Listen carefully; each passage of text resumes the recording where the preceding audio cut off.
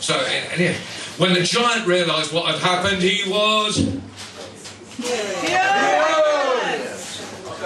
That wasn't bad. Furious. They got there. I'm going to do that one more time, you know, because I like the gap, you know. It's like, you know, I should have had a drummer at that point going boom, boom, boom. No, I'm not, because I'll get shot if I start moving microphones after they spent 3 hours setting them up. Okay, when the giant realised what had happened, he was...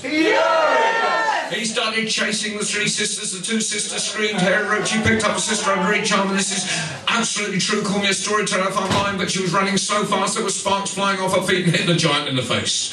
And they ran and they ran till they came to the river, and she was across the river in one bound and in the land of the King of Spain. When shall I see you again, said the giant. When I have business with you, said Harry Roche.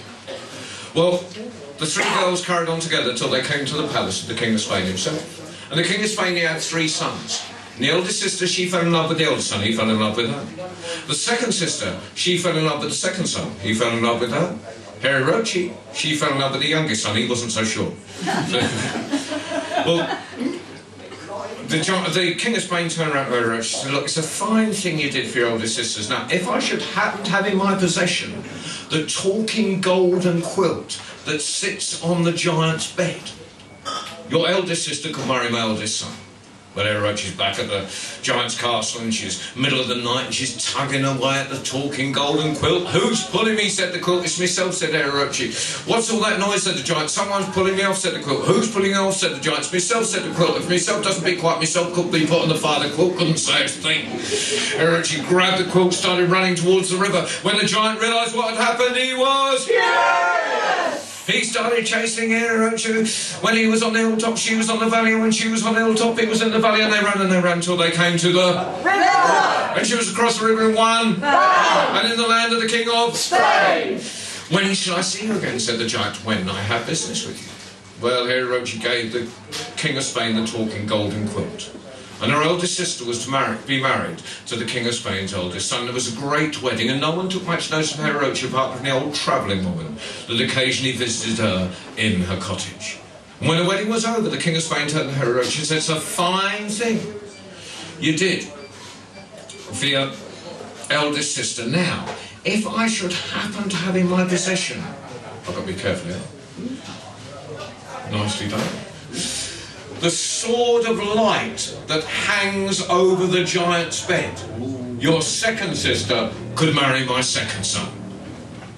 Well, she's back at the castle and she's hiding up the chimney. And the giant's wife is cooking a great cauldron of porridge on the fire. And Harry Roche gets a whole sack of salt and pours it into the porridge and stirs it up.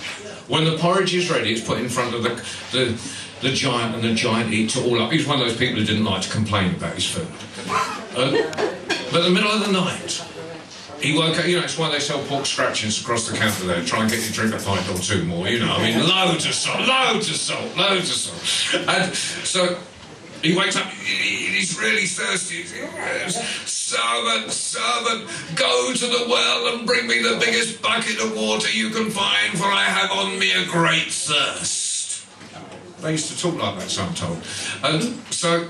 Anyway, the servant goes out into the yard, and Harry Roche is waiting in the yard. She gets a handful of dust and throws it back in the servant's face. The servant runs back and says, Giant, it's so dark out there. I can't see my finger in front of my nose, and there's hailstones coming out of the sky the size of frogs and hit me in the face. Oh, stop whinging, said the giant. And he reached up and he brought down the sword of light and said, use this as a torch to find your way to the well. And the servant went out and he laid the torch down next to the well. He let down the bucket and he's pulling up the bucket, winding up the handle. And Harry Roche reaches round, she grabs the sword of light, she grabs the servant by the hair and says, back to the castle with you, or your head will be parting company with your body. Well, he didn't need turning twice. Well, Harry Roche started running towards the river, and of course, when the giant realised what had happened, he was... Yes! And there was all that business with hills and valleys, and they ran till they came to the... river! And she was across the river in one... round! And in the land of the King of... Spain! When shall I see you again, said the giant. When I have business with you, said Harry Roche. Well, the King of Spain is given the sword of light, and of course there's another wedding. And no one takes much notice of Harry Roche.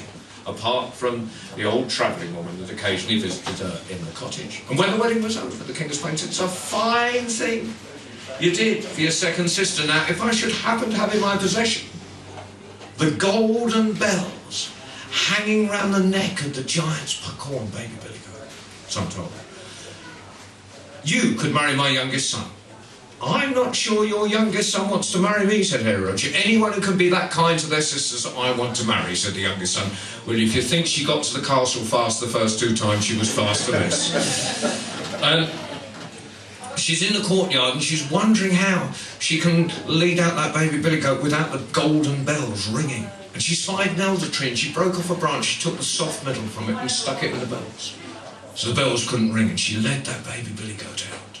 But when she got to the middle of the courtyard, everything fell out of the bells, and the bells started ringing, and the giant ran out and he grabbed Heroche by the throat. Now I have you, he said, and if you were me, what would you do? Well, if I was you, said Heroche, I'd put me in a sack, and I would hang that sack from the rafters, and I would leave my wife guarding the sack, and I would go out with my servant. I would cut big clubs from the forest, and I would come back and I would beat me till I was cut and bruised all over. That's what I'll do, said the giant.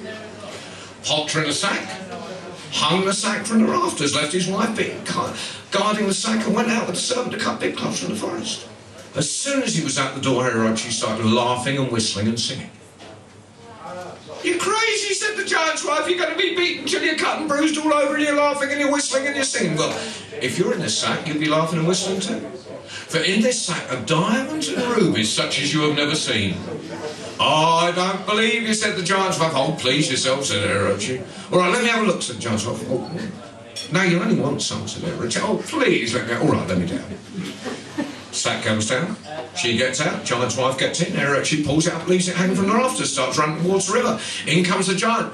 Ooh, ah, sounds like the mistress, said the servant. Don't be daft, said the giant. Ooh, ah, oh. He looked down, he saw the empty chair. He thought, I'm in a bit of bother now. Well, he ran 10 times round that castle before he made the front door in front of his wife. And he ran just in time to see Heroche leaping across the river in one bound and into the land of the king of Spain. But how shall I catch you now, said the giant. Well, I suggested, Heroche, you get on your hands and knees and you drink the river dry. Well, I don't know if he's still there, but he was last time I saw him. But back at the palace, there was to be one last wedding. And she had one request, that she should travel in a separate carriage with the old travelling woman. And of course the king and his youngest son set off in one carriage.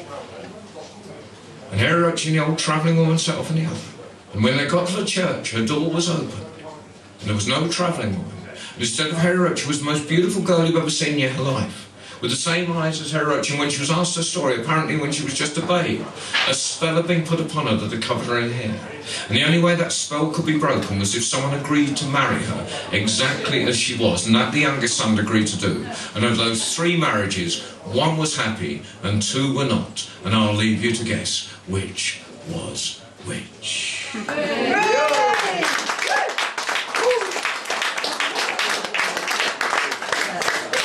Well, well, we're going to get a bit political with himself this evening. So, this is, if I can find it, it's a poem. I'm sorry.